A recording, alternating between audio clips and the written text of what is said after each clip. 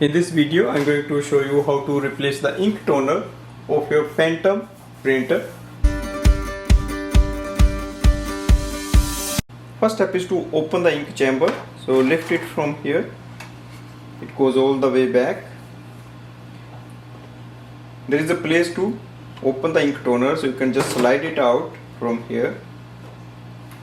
So that's our ink toner. Now take your new ink toner, remove the seal and just activate the ink toner. So pull it out.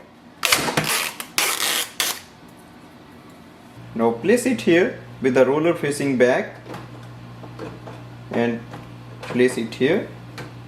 Slide it in and press it down. Close it. Wait for the ink toner to start.